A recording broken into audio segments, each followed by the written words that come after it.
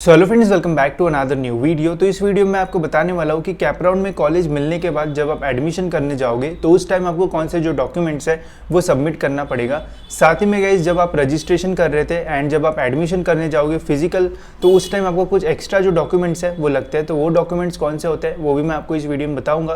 तो वीडियो पूरा एंड तक देखते रहिए ताकि आपको सारी जो इन्फॉर्मेशन है वो मिल जाए। तो चलिए गाइस, देखते हैं कि कौन से जो डॉक्यूमेंट्स है वो आपको लगने वाले हैं। तो सबसे पहले एंड सबसे इंपॉर्टेंट है guys allotment letter and seat acceptance form. तो ये दो अलग अलग डॉक्यूमेंट्स है, कौन से वो भी मैं आपको दिखा देता हूँ।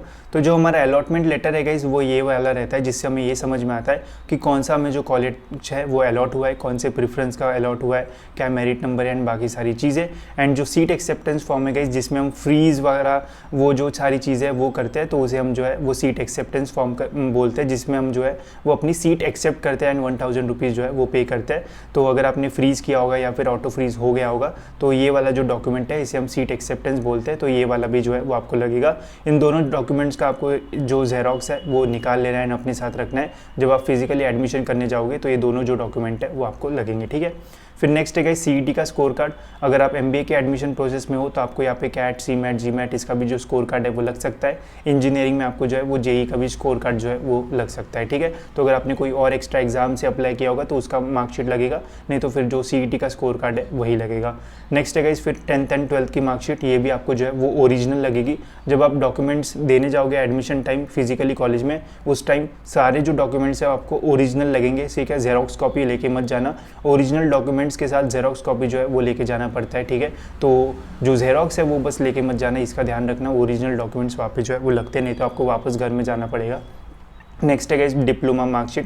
तो जो डिप्लोमा मार्कशीट है, जिन्होंने डिप्लोमा किया होगा उनको जो है वो लगेगी, ठीक है। एंड जो डिग्री मार्कशीट है, जिन्होंने एमसीए एंड एमबीए किया होगा उन्हें डिग्री की जो मार्कशीट है वो लगेगी। अगर आपका रिजल्ट अभी अभी लगा है, डिग्री की मार्कशीट जो ओरिजिनल है वो आने की है, तो ऑनलाइन वाला भी आप दिखा सकते हो। अकॉर्डिंग टू कॉलेज आप उन्हें पूछ भी सकते हो, आपको बता देंगे।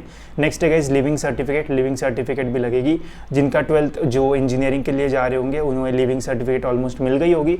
जिनका अंडर ग्रेजुएशन कंप्लीट हुआ होगा, एमसीए एंड एमबीए में लेने जा रहे होगे एडमिशन, तो अगर आपकी लिविंग सर्टिफिकेट अभी तक नहीं आई है तो माइग्रेशन जो है वो भी आप सबमिट कर सकते हो। अगर आपकी लिविंग आ चुके तो लिविंग भी दे सकते हो। इसके लिए आपको जो कॉलेज है वो थोड़ा एक्स्ट्रा टाइम भी दे सकते हैं। जब भी आपको कोई कॉलेज अलॉट होता है ना, आप फ्रीज करते हो एंड कॉलेज में एडमिशन लेने जाओगे तो कॉलेज में आप पहले ही जो है वो फ़ोन करके रख देना, ठीक है। अगर आपके पास कोई जो डॉक्यूमेंट है वो नहीं है तो कॉलेज वाले आपको जो है वो वैसे फर्दर जो ऑप्शनल ऑप्शंस है वो दे देंगे।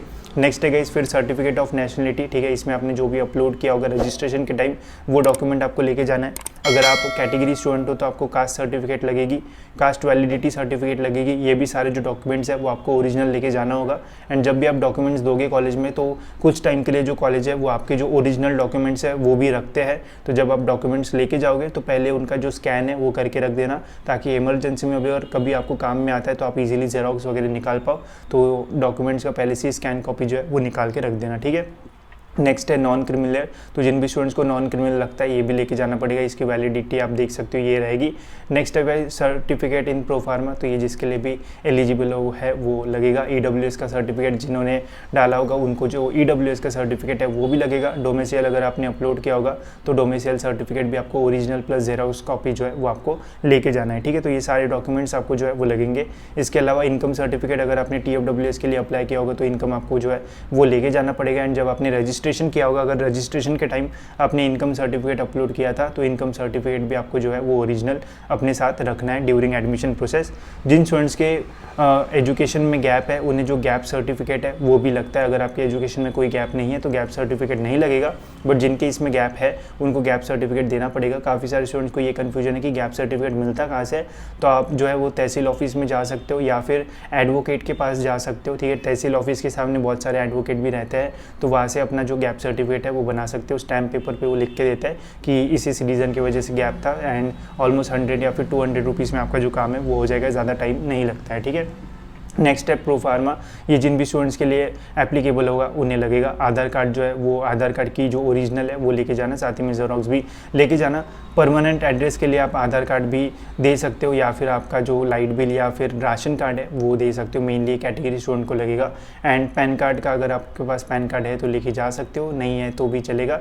पैन कार्ड या फिर आधार कार्ड दोनों में से कोई भी एक जो डॉक्यूमेंट है वो आप लेके जा सकते हो, आपका एडमिशन हो जाएगा, ठीक है।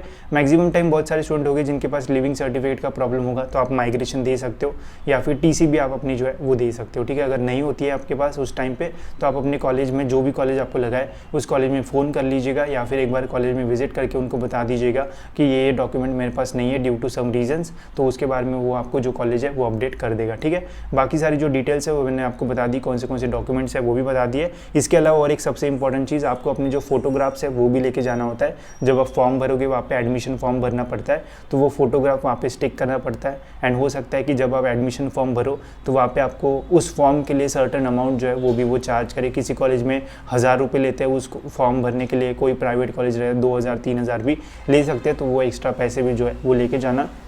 साथ ही में काफ़ी सारे स्टूडेंट्स के ये भी क्वेश्चन थे कि जब हम एडमिशन करेंगे तो उस टाइम क्या हमें फुल फीस पे करना पड़ता है। तो देखो गाइस, जनरली तो पूरी जो फीस है वो पे नहीं करना पड़ता है, बट मैक्सिमम कॉलेजेस डिमांड करते हैं कि आप पूरी जो फीस है वो पे करो। बट मैं आपको यही बोलूँगा कि जितना पैसा आपके पास है या फिर जितनी भी फीस आपके पास है उतनी भर के भी आप अपना जो एडमिशन है वो कन्फर्म कर सकते हो। अब डिपेंड करता है आपकी सिचुएशन के ऊपर। जिसके पास पैसे होंगे वो क्वेश्चन ही नहीं पूछेगा कि हम इतनी फ़ीस क्यों भरे, बट जिसके पास सपोज़ पैसे नहीं होंगे वो ज़रूर पूछेंगे। तो ऐसा होता है कि आप कम पैसों में भी आप अपना जो एडमिशन है वो कंफर्म कर सकते हो, बाद में आप इंस्टॉलमेंट वाइज अपनी जो फीस है वो भर सकते हो। बट जब भी आप कोई भी कॉलेज में एडमिशन कंफर्म करने जाओगे, मैं आपको यही सलाह दूंगा कि आप उस कॉलेज में पहले फ़ोन कर लीजिए एंड पूछ लीजिए कि कितनी फ़ीस हमें भरना पड़ेगा, डीडी के फॉर्म में भरना है या फिर वहाँ पर डायरेक्ट जाके जो कैश है वो देना है। तो वो सारी चीज़ें पहले ही पूछ लीजिए ताकि आपको बाद में जो है वो रिग्रेट ना हो, यार पहले ही पूछ लेना चाहिए था। बिकॉज बहुत सारे स्टूडेंट ऐसे होंगे जो कि एक डिस्ट्रिक्ट से दूसरे डिस्ट्रिक्ट जाएंगे एडमिशन लेने के लिए, तो वो जो है वो ज़रूर से याद रखना, ठीक है। बाकी सारी जो चीज़ है वो आप तो सही से कर लोगे। एंड ओरिजिनल डॉक्यूमेंट्स कैरी करना, तो आपको और कोई भी जो प्रॉब्लम है वो मुझे तो नहीं लगता है आएगा। इसके अलावा अगर कोई और क्वेश्चन होगा तो आप कमेंट सेक्शन में पूछ सकते हो, या फिर मुझे इंस्टाग्राम पर फॉलो कर लो, वहाँ पर मैं लाइव सेशन भी करता हूँ, उसमें भी आप जो है वो पूछ सकते हो, ठीक है। तो इस वीडियो में इतना है गाइस, होप सो आपको ये वीडियो इन्फॉर्मेटिव लगा होगा। एंड ऐसे वीडियोज़ के लिए इस चैनल को सब्सक्राइब जरूर से कर लीजिए, बिकॉज आने वाली वीडियोज़ भी जो है वो और भी इन्फॉर्मेटिव रहेंगे।